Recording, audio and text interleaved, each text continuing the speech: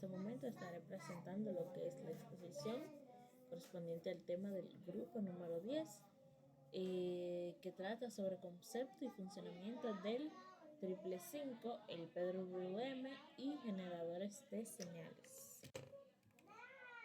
Empezamos. Introducción al triple 5. El triple 5 es un circuito integrado temporizador diseñado para generar retardos de tiempo. Este microchip fue diseñado en 1971 por Hans Kamesin. Tiene actualmente más de 1 billón de unidades vendidas desde su creación, o sea que son bastantes. Es el chip más popular en la historia de la electrónica, principalmente para educación, y sus aplicaciones vienen desde juguete hasta equipos industriales. ¿Y por qué, si este dispositivo fue creado en 1971, sigue siendo tan relevante? Bueno, tiene una simplicidad extrema, ya que solamente tiene 8 pines, su versatilidad, robustez, ya que funciona en diferentes condiciones, tiene un muy bajo costo y amplia disponibilidad. O sea, hay un montón de fabricantes de este dispositivo. Sus especificaciones técnicas, bueno, usualmente se utilizan en circuitos con entrada de 5 a 15 voltios. Este es el rango que opera, de 5.5 voltios, y puede llegar hasta 18, o sea, 3 voltios más de lo normal. Corriente de alimentación de 3 a 6 miliamperes, su corriente de salida 200 miliamperes, tiene una frecuencia máxima de 500 kilohertz, puede llegar hasta megahertz 2. Temperatura de operación 25 grados Celsius y una precisión temporal de 1%, más o menos. Vamos a ver qué pasó. Ok. Tenemos aquí su pinout. Tenemos el número 1, GND, tierra del circuito. Tenemos número 2, el disparo o trigger, entrada de disparo, y está activa en lao. Tenemos salida, que es la salida digital del temporizador. Tenemos reset del flip-flop activo en low. Tenemos control de voltaje de referencia. Tenemos el número 6, que no es nada más y nada menos que la entrada de comparación superior. El 7, que lo usamos como descarga del condensador externo. Y el 8 pues va a alimentación positiva, junto con el 4. Aquí podemos ver lo que es la arquitectura completa interna del mismo. Vamos al comparador de resistencia, de 3 resistencias y demás. Bien, funcionamiento del divisor resistivo, que fue este que vimos aquí. Y bueno, este divisor resistivo tiene 3 resistencias internas de 5 kilos cada uno, 5 kilo ohm. El voltaje es, estas 3 resistencias crean un voltaje superior de 2 voltios,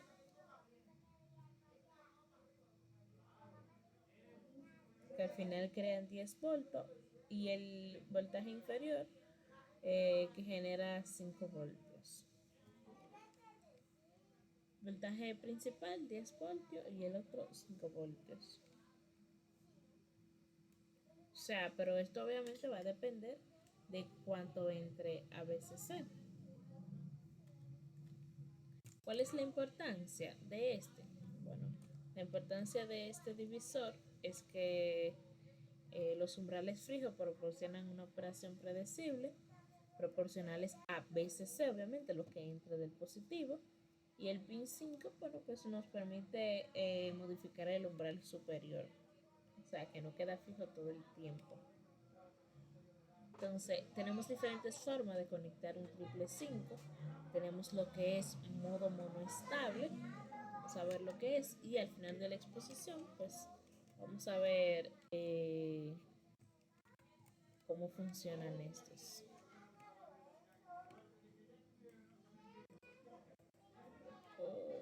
Ok. Modo monoestable. Bueno, es un solo estado estable, es decir, que la salida va a estar low, genera un pulso por cada trigger, duración controlada por componentes externos. Vemos aquí lo que es un circuito básico de conexión. Obviamente 4 y 8 siempre van a positivo. Mandamos al 7 y el 6, en este caso junto, una resistencia de 10 kilos. El 3 sería nuestra salida. En todos los casos, el 1 lo mandamos el 1 lo mandamos a negativo, el 5 para seguridad lo mandamos a un capacitor, puede ser un capacitor cerámico y así.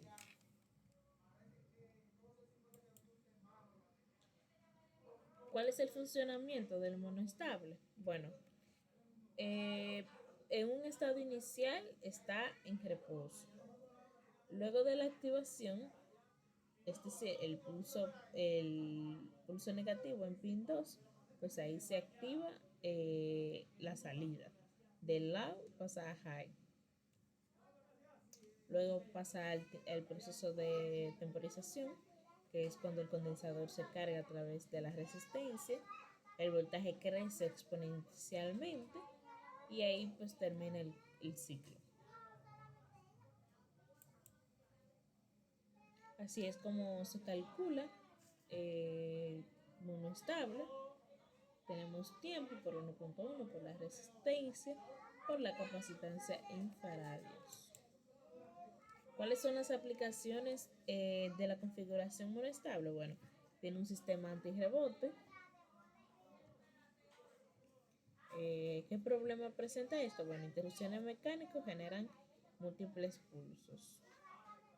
Tenemos un detector de flanco que funciona para convertir nivel a pulso. Tenemos temporizador de seguridad que se usan en luces automáticas y alarmas. Tenemos también generador de retardo que puede retardar sistemas. Y esta sería la configuración monoestable. En el modo más estable cambia un poco, ya que este no tiene un estado estable, oscila continuamente entre high y low, y tiene una frecuencia predeterminada por los componentes externos. Vemos aquí un circuito clave en el que 7 está entre medio de dos resistencias y al final de esa resistencia lo mandamos al 6. Como siempre, el 4 y 8 a positivo, el 3 siempre es nuestra salida y el 1 lo mandamos a negativo, pero en este caso el 2 lo unimos con el 6. Y estas son las conexiones clave. El funcionamiento de este, tenemos aquí el inicio, que es la carga del condensador y descarga del condensador. También pues ahí repite el ciclo. Limitaciones del Duty Cycle. Bueno, en un circuito estable clásico, este no puede ser ajustado por debajo del 50%, puesto que durante la carga del condensador la salida siempre está en alto. Esto lo vamos a ver en una pequeña simulación incluso. Ya que estamos aquí, entonces vamos a introducir al PWM. ¿Qué es el PWM? Bueno, no es más que la modulación por ancho de pulso. Una técnica donde la información se codifica en la duración de pulsos de amplitud constante. El Duty Cycle, que significa ciclo de trabajo, es igual a ciclo de trabajo es igual al tiempo encendido entre el tiempo por el 100%. Porcentaje del tiempo que la señal está en high y rango del 0 a 100. Tenemos lo que es la frecuencia de conmutación y la resolución. Ahora bien, ¿cuáles son las formas de onda PWM? Tenemos un 25%, tenemos un ciclo de trabajo en un 50% y a un 15%. También podemos generar este tipo de señal PWM con el 555. ¿Cómo lo hacemos? Bueno, el temporizador triple 5 es una solución sencilla y económica para generar este tipo de señales. Existen diferentes formas principales para implementar el PWM. Puede ser modo estable modificando con potenciómetro. También puede ser control externo del pin 5. ¿Por qué con el pin 5? Bueno, el pin 5 controla el umbral superior. Entonces, esta señal moduladora aplicada al pin 5 puede variar el umbral y cambia el ciclo de trabajo. ¿En qué se utiliza el PWM? Tenemos aquí un pequeño circuito de ejemplo de control de un motor. Sirve para control de velocidad de motores DC. Sirve para regular voltajes conmutados, control de luminosidad de LED, entre otras cosas. ¿Qué podemos decir del triple 5? En base al tiempo que tiene, cuáles son sus variantes y sus mejoras. Tenemos el MSC55 o CMOS. Este es bastante conocido. Tiene un costo muy bajo realmente, y la única diferencia es que tiene una mejor estabilidad térmica. Tenemos también el ISM 7555, el cual tiene un bajo consumo, tiene también una mejor precisión significativamente y es más para aplicaciones portátiles. Y bueno, se me olvidó mencionar el LM556, que este tiene aplicaciones sincrónicas, ocupa un menor espacio y tiene dos temporizadores 5.5 en un solo chip. O sea, lo que yo tengo en un 555 normalmente, en un 556 tengo dos en uno.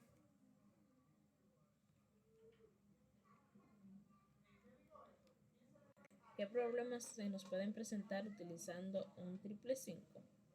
Bueno, salida inactiva, falsos disparos cuando está en mono estable, oscilación por mala alimentación, ruido o inestabilidad. Por eso también utilizamos el pin número 5, lo mandamos con un condensador a negativo. Como dije, podemos tener frecuencia inestable, ya sea que la oscilación no inicie, la salida distorsionada. Bueno, medición y verificación. ¿Qué instrumento podemos utilizar? Podemos usar un multímetro. Con este podemos medir los voltajes de alimentación, continuidad, valores de la resistencia.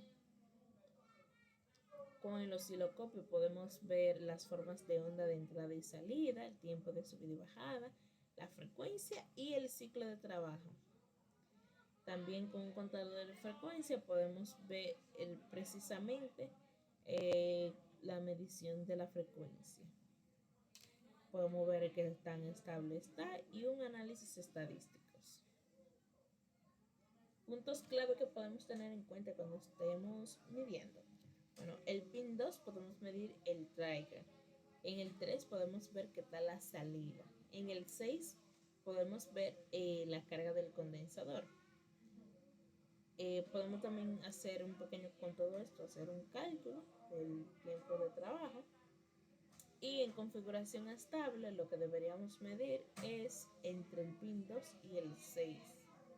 Medir el 3, la señal cuadrada de salida. En el 7, que tiene que estar la conmutación del transistor.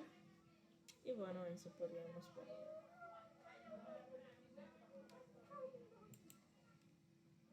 Bueno, ahora vamos a hacer lo que es una simulación digital.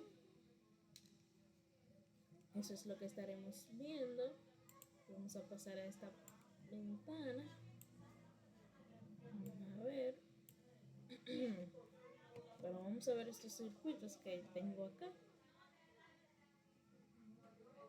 Tenemos un circuito estable y un circuito monostable.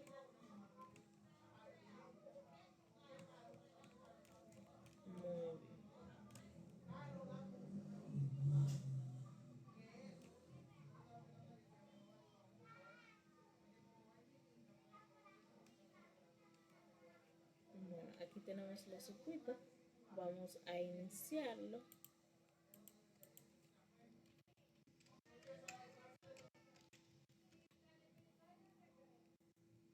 Tenemos aquí el que tengo a mano izquierda sería el monoestable.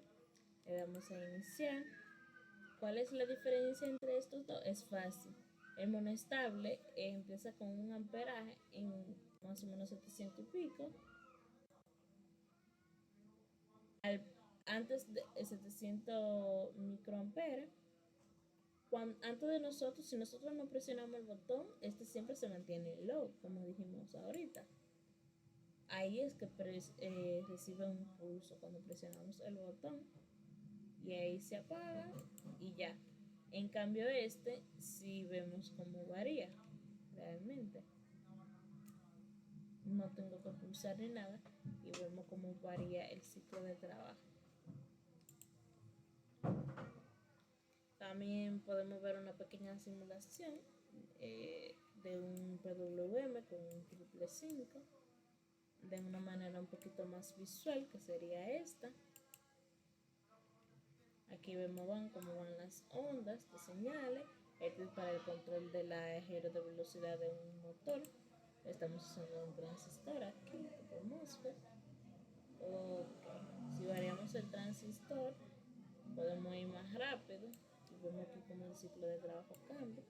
Si es más corto, también. Y así.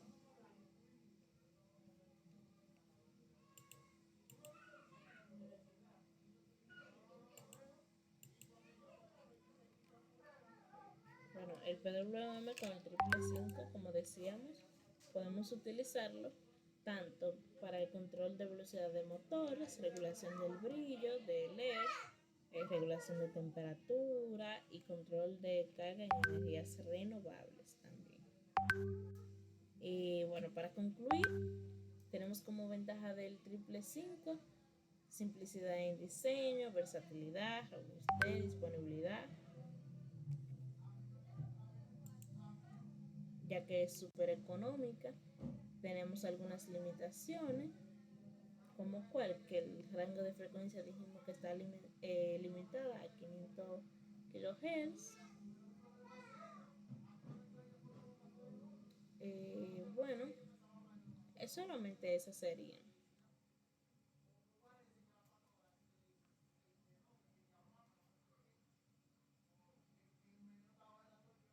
Y bueno, cualquier duda, pues estamos aquí para resolver.